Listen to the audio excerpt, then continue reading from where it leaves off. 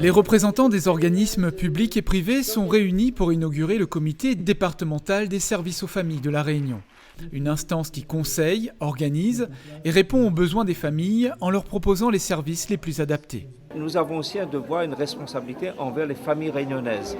C'est de bien accompagner tous les marmailles de La Réunion, si tant est qu'il y avait des problèmes, de trouver des solutions pour que chaque enfant qui naît à La Réunion ait les meilleures chances de réussir sa vie.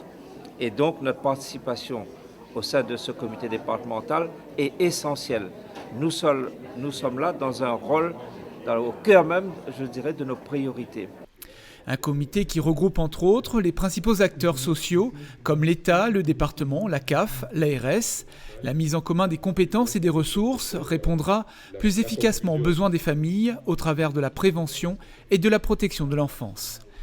La nouvelle gouvernance dont vous dotez collectivement aujourd'hui porte ainsi une ambition forte pour votre territoire, qui est aussi évidemment la mienne au niveau de l'échelle plus nationale, qui consiste à proposer à toutes les familles des services diversifiés, des services accessibles, des services qualitatifs dont elles ont besoin pour les accompagner dans leur vie de famille, aussi bien en matière de mode d'accueil du jeune enfant, mais aussi de soutien à la parentalité. Monsieur le préfet y faisait référence à l'instant.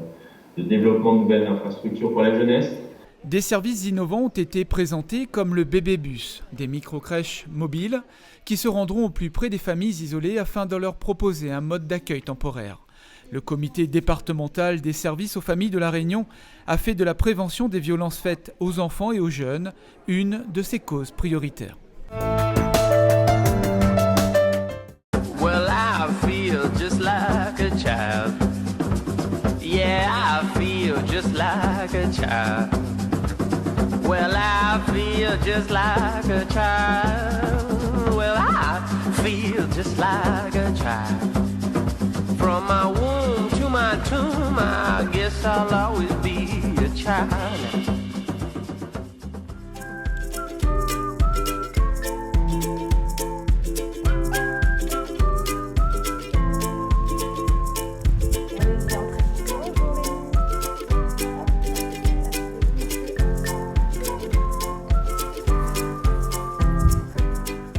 0 à 6 ans, jusqu'aux 6 ans de l'enfant, il y a 17 consultations obligatoires qui peuvent être faites soit par le médecin traitant, soit par le pédiatre, soit par le médecin à la PMI, en lien avec le médecin référent. Ces visites régulières permettent de s'assurer d'une bonne croissance, d'une bonne évolution des enfants. Donc il y en a 17 juste les 6 premières années de vie. Dans les 8 premiers jours, une visite. Dans les 2 premières semaines, une autre visite. Puis une fois par mois jusqu'au 6e mois, à 9 mois, à 11 mois, à 12 mois, entre 16 et 18 mois, à 24 mois, puis tous les ans jusqu'à 6 ans. Donc il a eu 11 mois et 5 jours. Donc c'est la visite obligatoire, très bien. Donc Lénie a été pesée à côté, 9,870 kg. Je vous montre les courbes de croissance qui sont déjà remplies par l'auxiliaire. Donc le poids, parfait, dans la courbe du milieu. La taille, il suit son couloir. Et le tour de tête, qui est parfait aussi. À la PMI, la consultation se déroule en 2 temps. Un premier temps où l'enfant et son parent vont aller avec l'auxiliaire de puériculture ou la puéricultrice. Il va être pesé, mesuré. Le parent va recevoir des conseils adaptés à l'enfant, voilà, à tout point de vue. Puis après, il passe dans un deuxième temps avec moi, où là, je remplis le carnet de santé, je vérifie que les vaccinations sont à jour. S'il y a besoin, on vaccine. Je vérifie que la croissance est harmonieuse, qu'il grandit bien, qu'il grossit bien. Voilà, on fait des petits tests auditifs, visuels. On fait des petits jeux aussi pour voir comment il se développe au niveau moteur, voir comment il se comporte, vérifier que tout se passe bien pour pouvoir, s'il y a le moindre souci, le moindre problème, pour pouvoir le dépister tôt et pouvoir le traiter au plus vite.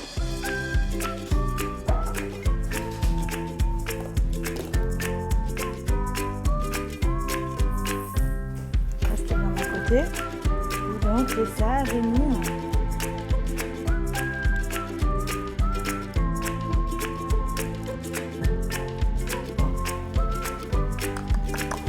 Je vois que tu fais bien du regard. Hein.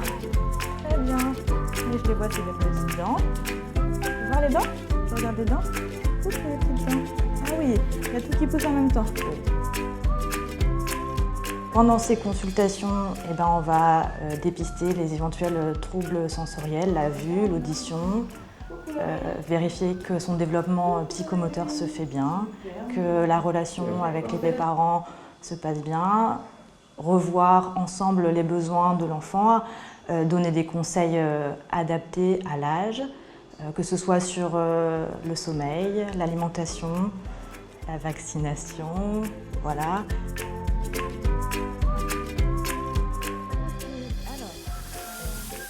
Je vais te faire un petit vaccin, d'accord? Je vais piquer Lénie. Hop. Et voilà. Pardon. Je mets le pansement et c'est fini, Lénie. Ça fait mal, je sais, oui. Ça va bientôt être passé. Oh, petit chat. Voilà, effectivement, depuis 2018, le schéma vaccinal est obligatoire. Tous les vaccins sont obligatoires pour pouvoir inscrire les enfants à l'école. D'autant plus que maintenant, cette année, l'inscription à l'école est obligatoire à l'âge de 3 ans.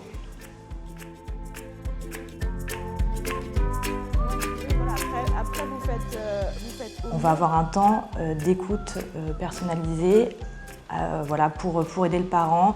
Ça s'appelle guidance parentale, soutien à la parentalité. On est beaucoup dans la prévention parce que justement de 0 à 6 ans, il y a tout ce qui est sensibilisation aux écrans.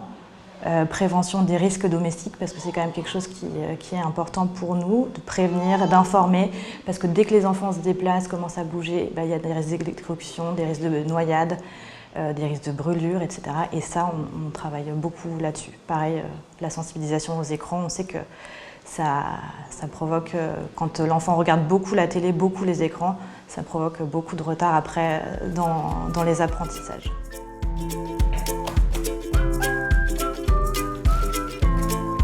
Les vitamines, vous donnez toujours vitamine D? D'accord, ça sera plus le bébé, d'accord. La PMI, donc, c'est un service public où l'accueil est universel pour tout le monde, gratuit. On accueille les enfants en consultation de 0 à 6 ans. On peut trouver les coordonnées des PMI à la fin du carnet de santé. Tous les numéros des 30 PMI de Lille sont répertoriés dedans. Well, I feel just like a child. From my womb to my tomb, I guess I'll always be a child.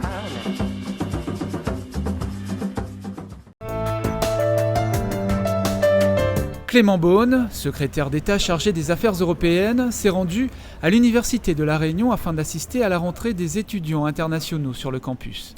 Ils sont 637, représentant 60 nationalités différentes. Tous ont fait le choix de poursuivre leur cursus universitaire à La Réunion. Je voulais améliorer mon français parce que j'ai grandi bilingue, mais après mes 9 ans, j'ai arrêté de parler, donc je voulais reprendre un peu.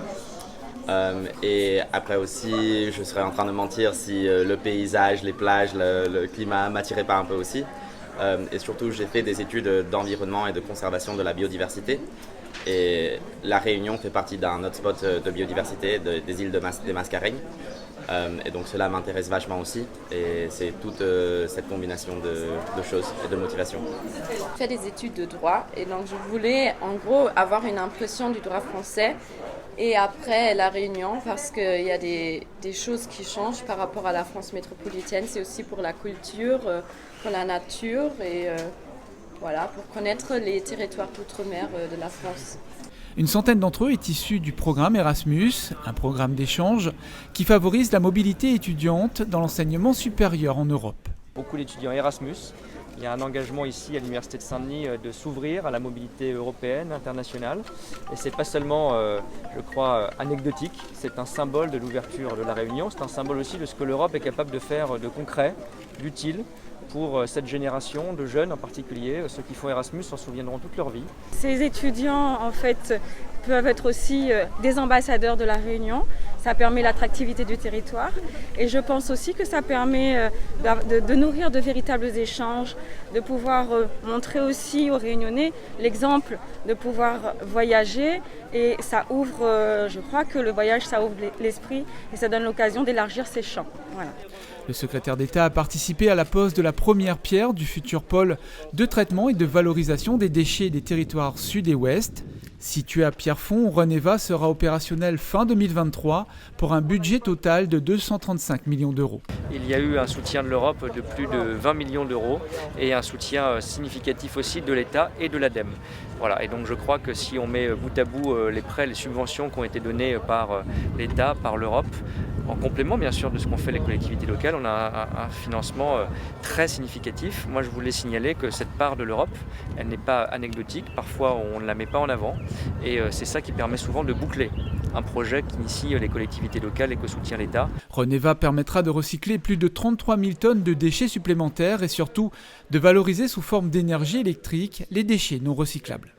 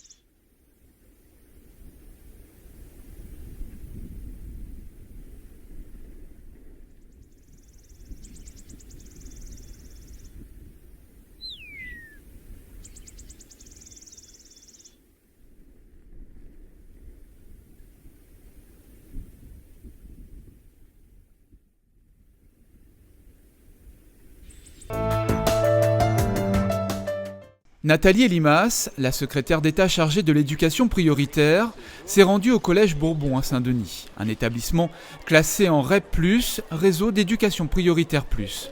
La secrétaire d'État a pu échanger avec les élèves et les enseignants afin d'observer les actions d'éducation mises en place pour réduire les inégalités et l'échec scolaire.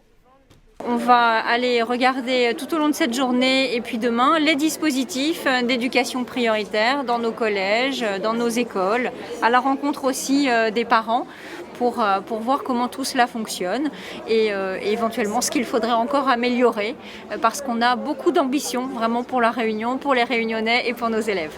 Après Saint-Denis, la secrétaire d'État s'est rendue à Saint-Benoît au sein du collège Guy Môquet, un établissement tête de file de la cité éducative de la commune. Un outil qui vise à mettre en réseau tous les acteurs du monde éducatif. La cité éducative, c'est de beaux projets pour les élèves, pour la cité et tout ce qu'il y a autour. C'est aussi un maillage entre le monde économique, le monde culturel, le monde associatif.